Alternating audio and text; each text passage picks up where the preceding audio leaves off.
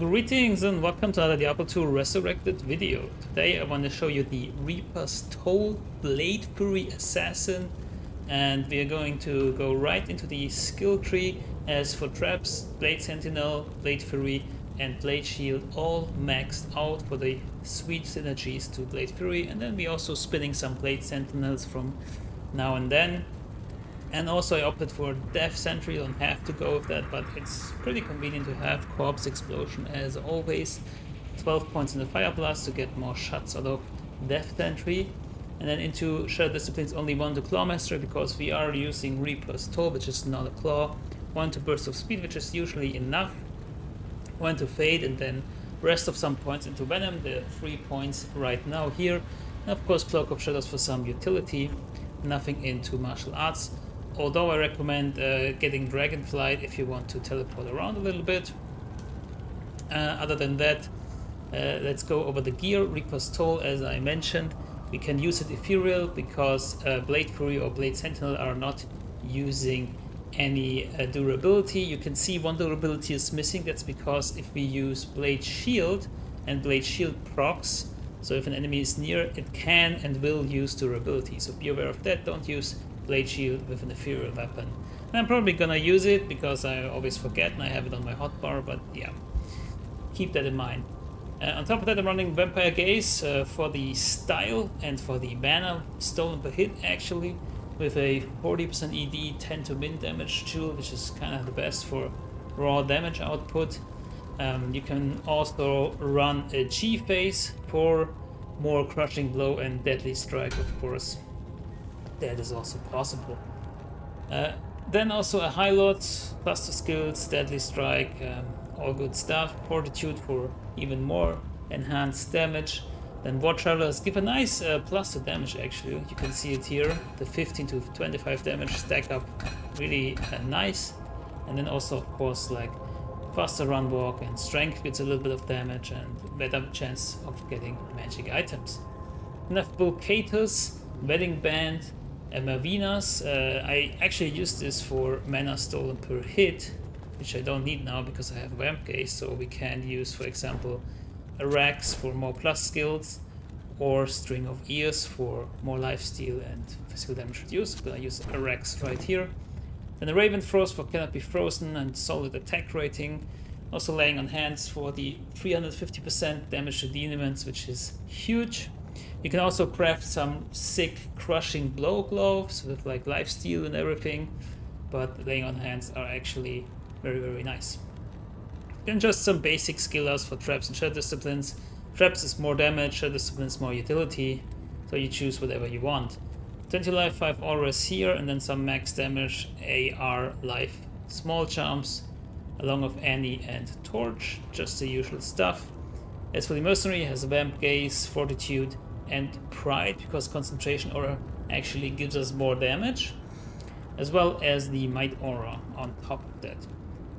Stats are like 100 strength roughly. I am running with an ethereal spirit and call to arms in the offense, so I don't need as much strength. Otherwise you need 156 total.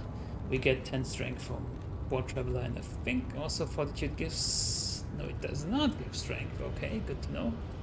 So base value is 100 here. Dexterity I'm like 150 because I like to have some attack rating. We don't need it for normal monsters because we have ITD, ignores attack defense.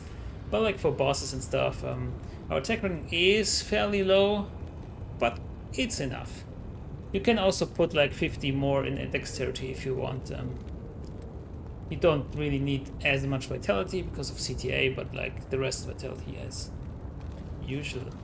Our res is not great. You can also stack up more res charms if you need more res. But let's go into some gameplay. Is there some... where do we go? Let's go into cows. We are on players 8. Players 8. Let's make sure. I think I have the lag somewhere. I don't have the lag, okay. Then let's get the lag, I guess. Oh, I have it in the queue. Alright.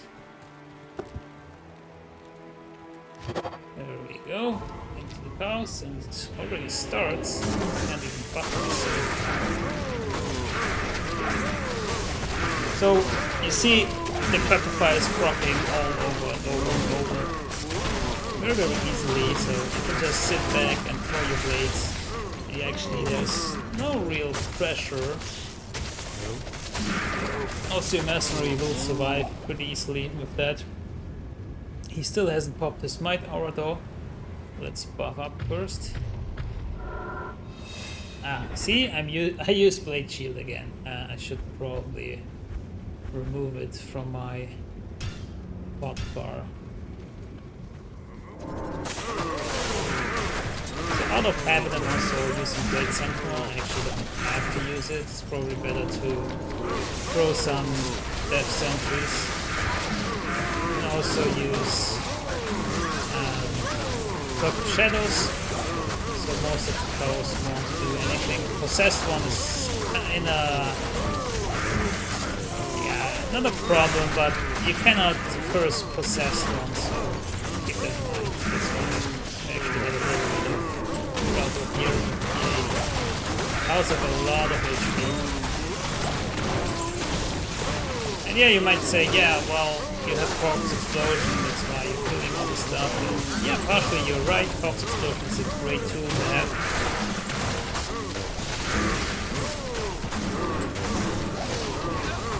But also, like, the Crackify does a lot of work.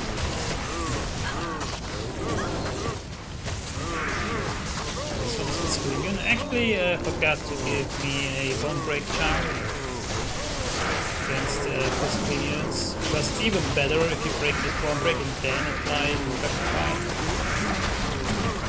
So this Stone Skin and physical immune, it takes a little bit of time.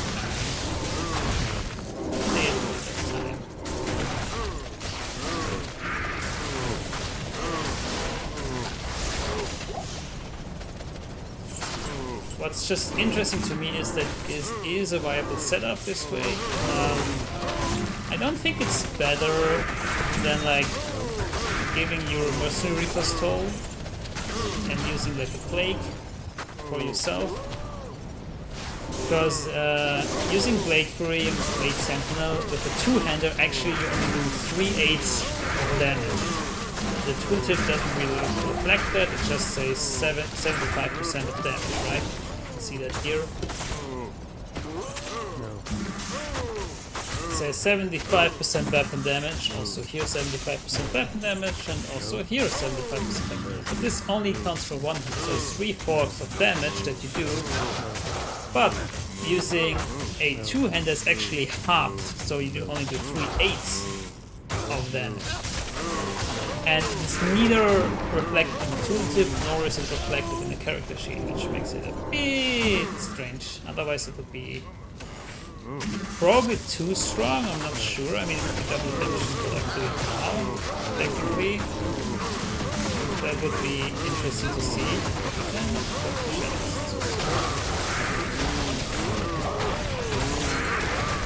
Since I didn't do anything here, just ran around like a chicken. Mercenary die, which is not a problem. We actually don't really need him.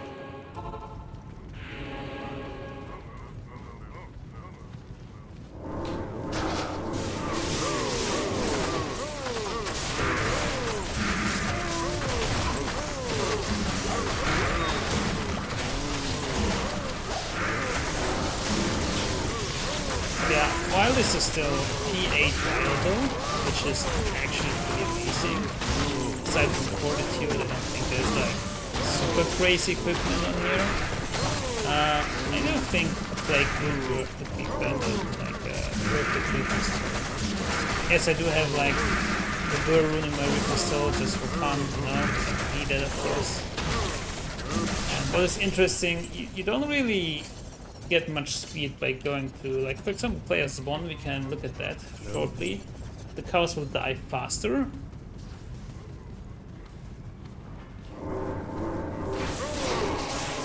Overall it's like, yeah, I mean it's of course quicker, but the overall process is not that much different, you know. P8 is still like safe and you can do everything you want. wonder if I can just kill him with Blade Sentinel. Probably. Yeah. That's kind of neat. So if you're playing P1, you can just, play your traps. And you're kind of losing the benefit of the Crapify on your Reaper's Toll. But you still get like, I think Deadly Strike on the Blade Sentinel. Of course, a huge base damage.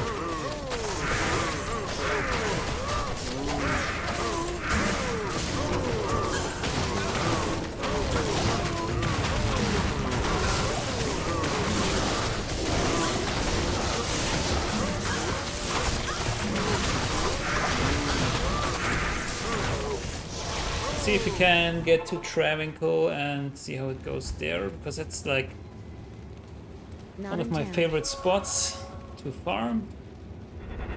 Really bad at keeping my buffs up today. Let's go. Probably our Mushroom is gonna die, but it's alright. And here it would be really nice to have Dragonfly. Oh yeah, correction. We're doing massive amounts of damage here because of laying on hands. The scaling with the ED to demons is actually incredible. That's why on powers we didn't do like as much damage because they are animal style. But like against demons it's just incredible. These were like P8 and it was so easy. So probably Chaos is not the best to go with this, at least if you're running laying on hands. Maybe you want to run like Crushing Glowclaws or something. I have some other stuff like Eldritch, should probably also be, yeah. The damage with like playing on hands against demons is like insane. And also I think Fortitude gives damage to demons if I recall correctly. Does not. What am I confusing it with? I think I'm confusing it with Chains of Armor. Anyways, that is the Reaper's Toll Blade Fury Assassin. It's kind of neat because you can apply a lot of the Crapify, and I think in a group setting that's kind of cool because you can be applying the Crapify from behind all the time if you like don't have a Necromancer or something and just want to help out your melee characters. That's pretty neat. Thank you guys so much for watching. I hope you enjoyed this video. If you did, please leave a like and consider subscribing for more videos like that in the future. Until then, good luck, have fun, and goodbye.